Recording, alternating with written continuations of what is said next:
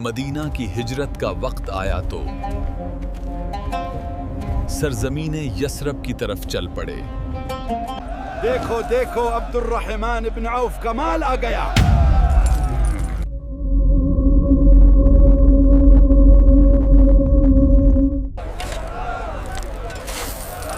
کیا برکت ہے عبد الرحمن ابن عوف کے مال میں۔ جس دن یہ قافلہ آتا ہے سب لوگ بہت خوش ہوتے ہیں۔ یہاں تو سب نیا ہے، گھر بھی نہیں۔ رب وہی ہے، راستہ بن جائے گا۔ یا اللہ، میں سب چھوڑ دوں گا۔ اپنی تجارت بھی؟ ہاں، اللہ کے حکم پر۔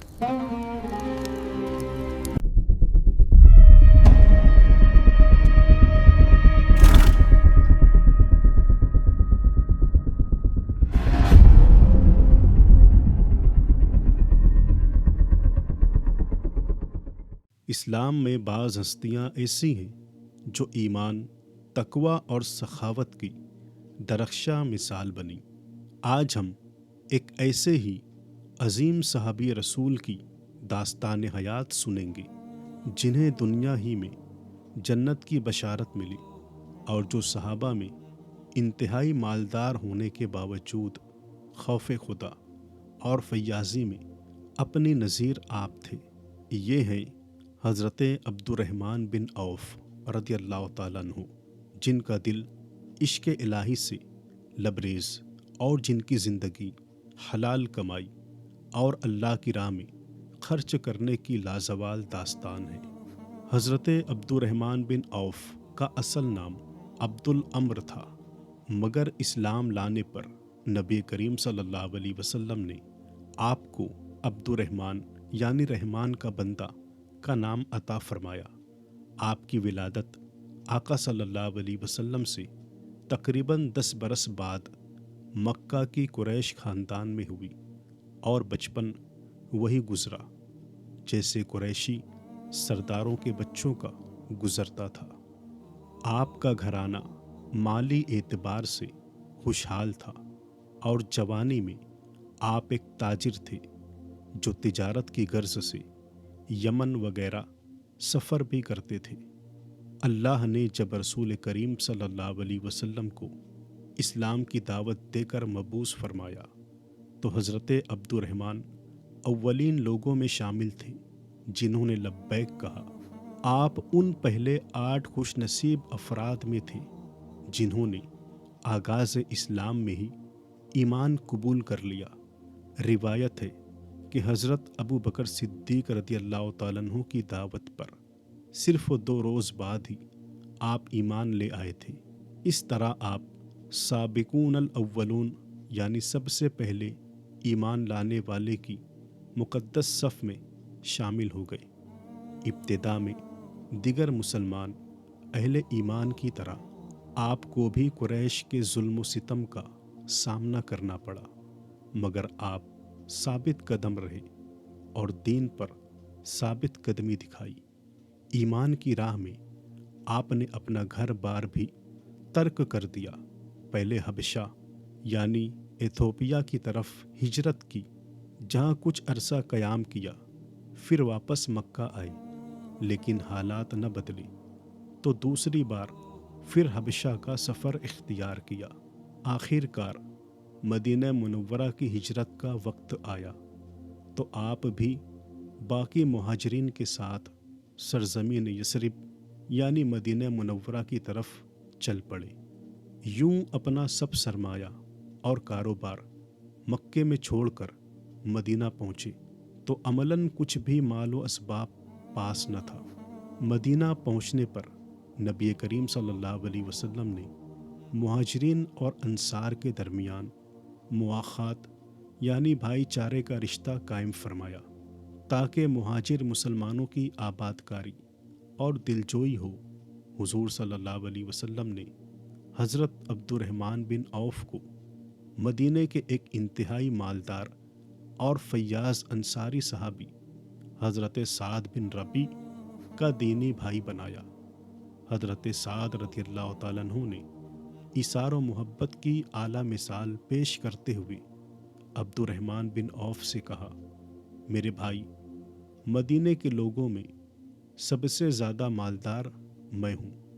मेरा आधा माल आपका है।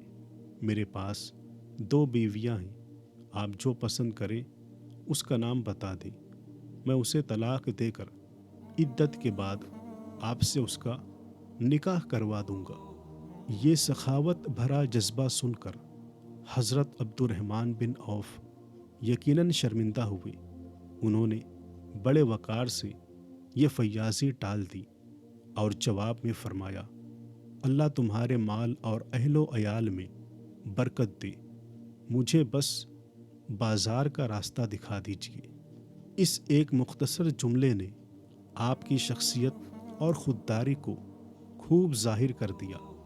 बाज़ार का रास्ता दिखा दिया गया और यूं मक्का का ये मुहाजिर अपनी मेहनत से रोज़गार कमाने मदीने के तिजारती मरकज़ बनी कैनका के बाज़ार पहुंच गया। शुरू में थोड़ा बहुत घी और पनीर लेकर कारोबार का आगाज़ किया। अल्लाह ने मेहनत और दयानत में ऐसी बरकत दी कि चंद ही दिनों में नफ़ा हासिल होना शुरू हुआ। कुछ ही अरसे बाद आपने मदीने में शादी भी कर ली। नबी करीम सल्लल्लाहु अलैहि वसल्लम ने एक रोज़ आपको खुशबू में महकते देखा तो मुस्कुराते हुए दरियाफ्त फरमाया, ये खुशबू कैसी? अर्ज़ किया, या रसूल अल्लाह, मैंने शादी की है। आप अलैहिस्सलाम ने पूछा, महर कितना दिया? अर्ज़ किया, खजूर की गुठली के वज़न के बराबर सोना दिया है। रसूल खुदा सल्लल्लाहु अलैहि वसल्लम ने फरमाया, फिर वलीमा करो, ख्वा एक बकरी ही से सही।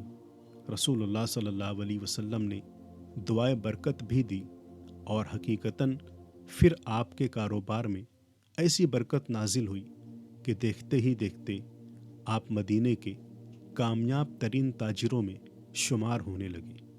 हज़रत अब्दुर्रहमान बिन औफ बाद में फरमाते थे कि मुझे तो यूं लगता था कि अगर मैं कोई पत्थर भी उठाऊं तो उसके नीचे से सोना चांदी बरामद होगी। गोया आपको हर तिजारत में गैर मामूली कामयाबी मिलती थी। यह माहवरा आपके कारोबारी महारत और अल्लाह की दी हुई बरकत का एतराज़ था। अल्लाह ने आपके रिस्क में बेपनाह वसअत दी, यहाँ तक कि मदीने में आपके पास सैकड़ों घोड़े, हज़ारों ऊँट और बेशुमार बकरियाँ और भेड़ें हो गई थी।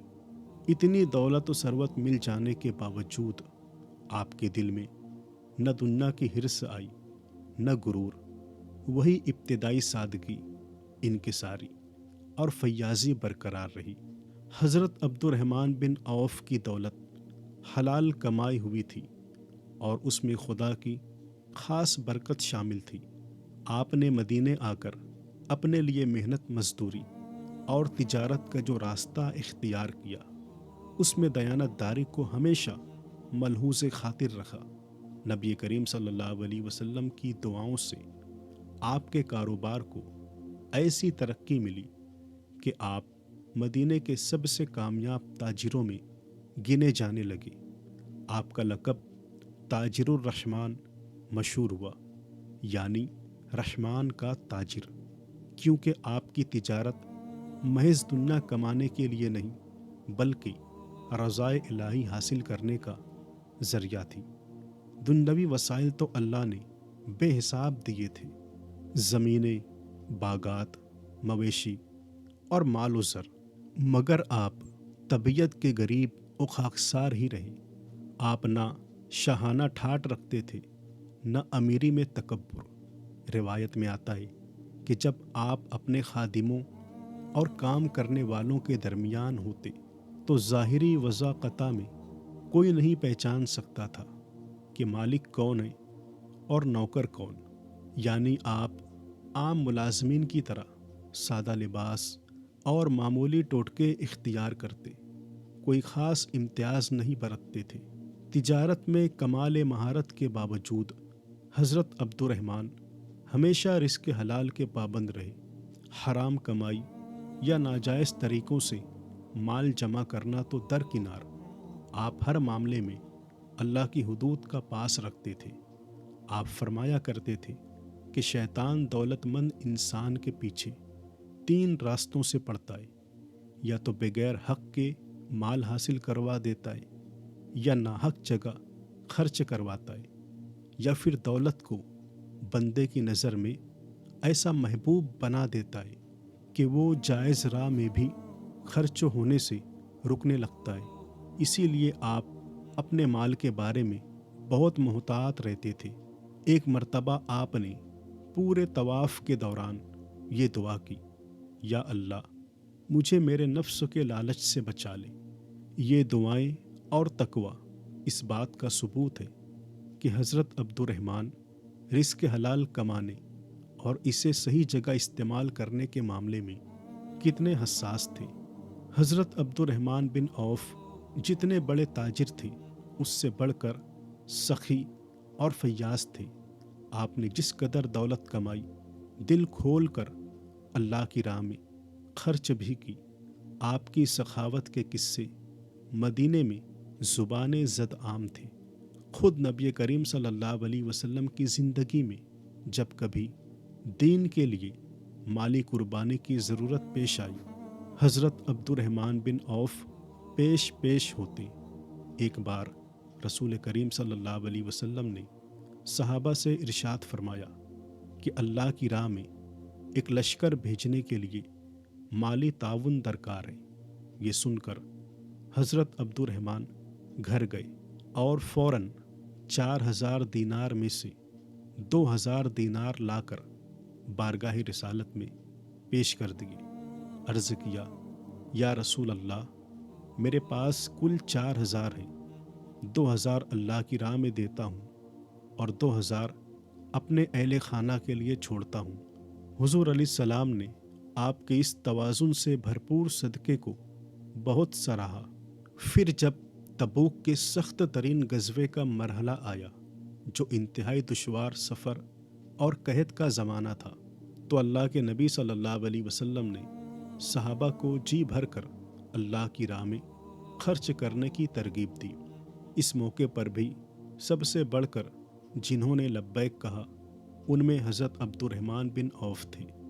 آپ نے 200 اوقیہ سونا وزن میں کئی کلو گرام لشکر کی تیاری کے لیے پیش کر دیا۔ یہ دیکھ کر حضرت عمر جیسے جلیل القدر صحابی کو بھی فکر ہوئی کہ کہیں عبد الرحمن نے گھر والوں کے لیے کچھ چھوڑا بھی ہے یا نہیں۔ جب نبی کریم علیہ الصلوۃ والسلام نے دریافت فرمایا تو حضرت عمر نے کہا، یا رسول اللہ مجھے لگتا ہے عبد الرحمن نے شاید اپنے اہل و عیال کے لیے کچھ نہیں بچایا، سب کچھ راہ خدا میں دے دیا ہے۔ نبی کریم صلی اللہ علیہ وسلم نے عبد الرحمن سے پوچھا تو آپ مسکراتے ہوئے بولے، میں نے اپنے گھر والوں کے لیے اس سے بہترین خزانہ چھوڑا ہے جو اللہ اور اس کے رسول نے وعدہ فرمایا ہے، یعنی اللہ کا فضل اور رزق۔ گویا آپ کو کامل یقین تھا کہ اللہ کی راہ میں دینے سے مال کم نہیں ہوگا، بلکہ اللہ اور رسول کی عطا ان کے اہل خانہ کے لیے کافی ہوگی۔ اور ہوا بھی یوں ہی۔ اس فیاضی کے بعد بھی اللہ نے آپ کے رزق میں اور اضافہ ہی فرمایا اور خاندان کو کبھی محتاجی کا سامنا نہ کرنا پڑا۔ نبی کریم صلی اللہ علیہ وسلم نے خود ارشاد فرمایا تھا کہ اللہ کی قسم، جو مال تم اللہ کی راہ میں خرچ کرو گے وہ ضائع نہیں کیا جائے گا، بلکہ اللہ تمہیں اس کا بہترین نعم البدل عطا فرمائے گا۔ حضرت عبد الرحمن کی زندگی اس وعدہ الہی کی زندہ مثال تھی۔ مدینے کے اندر آپ کی تجارتی قافلوں سے بھرپور آمد و رفت رہتی تھی۔ ایک موقع پر شام سے آپ کا 700 اونٹوں پر مشتمل مال تجارت کا قافلہ مدینے میں داخل ہوا۔ شہر میں بونچھال سمچ گیا، زمین ہلنے لگی، گرد و غبار اڑنے لگا اور لوگ حیرت سے گھروں سے نکل آئے کہ اتنا بڑا قافلہ کس کا آ رہا ہے۔ ام المومنین حضرت عائشہ نے گھر میں یہ شور سنا تو دریافت فرمایا، یہ مدینے میں کیسی ہلچل ہے؟ لوگوں نے بتایا، عبد الرحمن بن عوف کا قافلہ ہے جو شام سے مال لے کر آیا ہے۔ 700 ऊँटों पर सामान लदा हुआ है। ये सुनकर उम्मुल मोमिनीन हज़रत आयशा के लबों पर एक मानी खेज मुस्कुराहट आई और आपने एक हदीस नबवी याद करके फरमाया, मैंने रसूलुल्लाह सल्लल्लाहु अलैहि वसल्लम को ये फरमाते सुना था कि मैंने अब्दुर्रहमान बिन औफ को जन्नत में जाते हुए देखा है, मगर वो सुरीन के बल रेंगते हुए आहिस्ता आहिस्ता जा रहे थे। हज़रत आयशा का इशारा इस तरफ था कि शायद हज़रत अब्दुर्रहमान की बेइंतहा दौलत का हिसाब व किताब उनकी जन्नत में जाने की रफ्तार को सुस्त कर रहा होगा। जब लोगों ने ये हदीस हज़रत अब्दुर्रहमान को पहुंचाई तो इस अजीम सहाबी ने फ़ौरन अपने नफ्स का मुहासबा किया। वो ये हदीस सुनकर बेहद खुश भी हुए कि मेरा नाम जन्नतियों में है, मगर इसमें तंबी भी थी। आप फिलफौर उम्मुल मोमिनीन हज़रत आयशा के पास पहुँचे और तस्दीक चाही, या अम्मा, क्या वाकई रसूलुल्लाह ने मेरे बारे में ऐसा फरमाया था? हज़रत आयशा सिद्दीक़ा ने फरमाया, हाँ बिल्कुल। ये सुनते ही हज़रत अब्दुर्रहमान बिन औफ ने आजिज़ी से कहा, आपने मुझे एक ऐसी बात याद करा दी जो मैं भूला नहीं था। खुदा की कसम, मैं चाहता हूँ कि मैं जन्नत में चल कर दाखिल हूँ, रेंग कर नहीं। आप गवाह रहिए, आज मैं अल्लाह को राज़ी करने के लिए ये पूरा काफ़िला उसके रास्ते में वक्फ़ करता हूँ। चुनांचा उसी वक्त तो 700 ऊँटों पर लदा सारा माल अल्लाह की राह में सदका कर दिया गया। मदीने में उस दिन सखावत और खैरात का एक ऐसा तारीख साज मंजर देखने को मिला। गरीबों और हाजतमंदों में अनाज, कपड़े, सामान ज़रूरत सब बांट दिया गया। इस वाक़े ने ज़ाहिर कर दिया कि हज़रत अब्दुर्रहमान बिन औफ की नज़र में माल की हैसियत महज अल्लाह की दी हुई अमानत की थी, जैसे ज़रूरत पड़ने पर आखिरत के लिए लुटा देना ही कामयाबी है। हज़रत अब्दुर्रहमान बिन औफ की ज़िंदगी में और बाद अज़ वफ़ात भी फयाज़ी का सिलसिला रुका नहीं। एक मरतबा आपने 40,000 दीनार की एक ज़मीन फ़रोख्त की और पूरी रकम बनी ज़ुहरा यानी रसूलुल्लाह की वालदा हज़रत आमना के रिश्तेदारों में, मदीने के मोहताजों और उम्महातुल मोमिनीन नबी अलैहिस्सलाम की बीवियों में तकसीम कर दी। उम्मुल मोमिनीन हज़रत सैयदा आयशा को जब इसमें से रकम पहुंची तो आपने पूछा, ये किसने भेजी है? बताया गया अब्दुर्रहमान बिन औफ ने। ये सुनकर हज़रत आयशा ने रसूलुल्लाह सल्लल्लाहु अलैहि वसल्लम का एक फरमान याद करते हुए फरमाया, हुज़ूर अलैहिस्सलाम ने फरमाया था, मेरे बाद मेरी अज़वाज के साथ वही हकीकी नेकी और हमदर्दी करेगा जो साबिर व सखी होगा। और आपने अब्दुर्रहमान के हक़ में दुआ की, अल्लाह इसे जन्नत में आब कौसर से सैराब करे। इसी तरह मशहूर है कि मदीने में जितने गरीब, यतीम और मकरूस थे, अक्सर की किफ़ालत या तो अब्दुर्रहमान ने कर दी या उनके कर्ज़े खुद चुका दिए या बिला सूद कर्ज़ हसना दे रखे थे। ग़ज़वे बदर के जो सहाबाए किराम आपकी वफ़ात तक हयात थे, आपने अपने तरके में से हर बदरी सहाबी के लिए 400 दीनार की खतीर रकम बतौर हदिया वसीयत की। कहा जाता है उस वक्त तो ऐसे 100 बदरी सहाबा जिंदा थे। यूं 40,000 दीनार आपने आखिरी सांस तक अल्लाह की राह में देने का एहतमाम किए रखा। सदका खैरात का ये आलम था कि तारीख़ में आता है हज़रत अब्दुर्रहमान ने एक मौके पर सिर्फ एक ही दिन में 30 गुलाम आज़ाद कर दिए थे और अपनी आखिरी वसीयत में भी सैकड़ों गुलामों को आज़ाद करने की हिदायत छोड़ी। आपने मुजाहिदीन के लिए 500 घोड़े और 1500 ऊँट अपनी तरफ से वक्फ़ किए और बेवाओं और यतीमों की परवरिश और हर उस जगह अपना माल बेदरीग लुटाया जहाँ खुदा की खुशनुदी मकसूद थी। आपकी ज़ौजा मोहतरमा का बयान है कि अब्दुर्रहमान इतना देते थे कि हमें डर लगने लगता था कि कहीं खुद मोहताज न हो जाएं। मगर जूं जूं वो देते, अल्लाह उनके माल में और इजाफा फरमा देता। हकीकत भी यही थी कि सदक़े से माल कम नहीं होता बल्कि बढ़ता है। हज़रत अब्दुर्रहमान बिन औफ की पूरी हयात उस हदीस की अमली तफसीर थी। इतनी दौलत, हर दिल अजीज़ी और रिफ़त के बावजूद हज़रत अब्दुर्रहमान बिन औफ का दिल हर लम्हे खौफ खुदा से लर्जा रहता था। आप न अपनी तिजारत पर घमंड करते थे, न अपनी सखावत को कोई कमाल समझते थे, बल्कि हर वक्त तो ये फ़िक्र रहती थी कि कहीं माल व दौलत की फरावानी आखिरत में बासपुरस का सबब न बन जाए।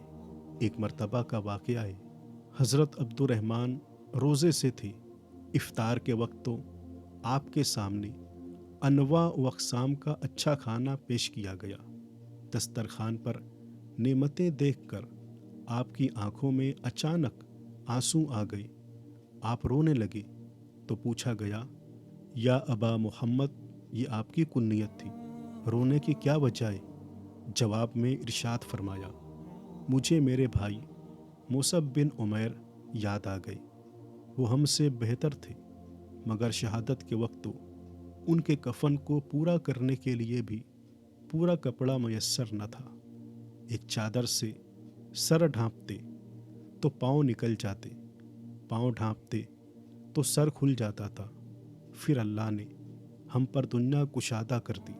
हर तरह की नेमतें हमें मिल गई। मुझे डर है कहीं हमारा अजर हमें दुनिया में ही न मिल गया हो और आखिरत में कुछ बाकी न रहे। ये कहकर आप ज़ारो कतार रोने लगे और दस्तरखान का खाना हाथ नहीं लगाया। इस कदर खौफ आखिरत था कि सहाबी रसूल होने के बावजूद अपनी बख्शिश को लेकर इंतहाई मोहतात रहते थे। आप फरमाया करते थे, हम लोग रसूलुल्लाह के ज़माने में तंगदस्ती और मुसीबत में आजमाए गए तो सब्र कर लिया, लेकिन आपके विसाल के बाद फराखी और आसानी में आजमाए गए तो सब्र न कर सके। यानी आप अपनी नस्ल के मालदार मुसलमानों को मुतनब्बे करते थे कि आसानी और खुशहाली का इम्तिहान फ़क्र और तंगी के इम्तिहान से कहीं ज़्यादा सख्त है। इसलिए आप हमेशा अल्लाह से डरते रहना और हर नेमत पर शुक्र व बजा लाते रहना। हज़रत अब्दुर्रहमान बिन औफ की आजिज़ी का ये हाल था कि मदीने के आम दिनों में भी खादिमों के साथ बैठकर खाना खा लेते, कभी खुद को बड़ा रईस ज़ाहिर न करते। खिलाफत उस्मान के दौर में जब अमीरुल मोमिनीन बीमार हुए तो उन्होंने मशवरतन अपने बाद खलीफा के लिए जो नाम तजवीज़ किए उनमें अब्दुर्रहमान बिन औफ का नाम भी शामिल था। मगर उस अल्लाह के बंदे ने इक़्तिदार की ज़रा भी ख्वाहिश न की, बल्कि ये ख़बर सुनकर आप मस्जिद नबवी में हुज़ूर अलैहिस्सलाम के रोज़े मुबारक के पास गए। दोनों खुलफा हज़रत अबू बकर व हज़रत उमर की कब्रों के दरमियान फासले में खड़े हुए और रब के हुज़ूर दुआ की, या अल्लाह, अगर खिलाफत वाकई मेरे मुक़द्दर में लिखी गई है तो मुझसे ये बोझ उठाया नहीं जाएगा।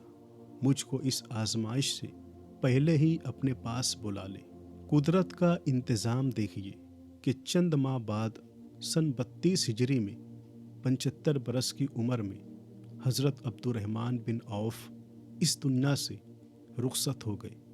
मदीने के कब्रिस्तान जन्नतुल बकी में आप आसूदा खाक हुए। हज़रत मौला अली रदियल्लाहु ताला अन्हु ने आपकी वफ़ात पर फरमाया, अब्दुर्रहमान ऐसे शख्स थे जिनका जनाजा पूरी उम्मत मुस्लिमा ने मिलकर उठाया। यानी मदीने के हर घर से लोग आपकी आखिरी रसूमात में शरीक हुए। जिसने ज़िंदगी भर सबकी खबरगिरी की, आज सब ने मिलकर उसकी रहलत का गम मनाया। हज़रत अब्दुर्रहमान बिन औफ की ज़िंदगी हम सब के लिए एक आईना है, जिसमें दौलत, कामयाबी और दीनदारी का हसीन इम्तिजाज नज़र आता है। आपने साबित कर दिखाया कि एक मोमिन अगर साहिब सरवत हो जाए तो ये उसके लिए इम्तिहान भी है और मौका भी। इम्तिहान इस तरह कि कहीं माल की मोहब्बत उसे रब की याद से गाफिल न कर दे, और मौका यूं कि वो इसी माल को अल्लाह की राह में लगा कर दुनिया और आखिरत की भलाई कमा सकता है। हज़रत अब्दुर्रहमान बिन औफ ने रिस्क हलाल कमा कर और दिल खोल कर खुदा की राह में खर्च करके दिखाया कि दौलत बुराई नहीं, उसका गलत इस्तेमाल बुराई है। आपकी सीरत हमें सिखाती है कि रिस्क अल्लाह की अमानत है, इसे पाक तरीके से हासिल करना और ज़रूरतमंदों पर खर्च करना ही इसका हक अदा करना है। जो माल अल्लाह की रज़ा के लिए दिया जाए वो दर हकीकत ज़ाय नहीं होता, बल्कि हमारे मुस्तकबिल आखिरत के लिए जमा होता रहता है।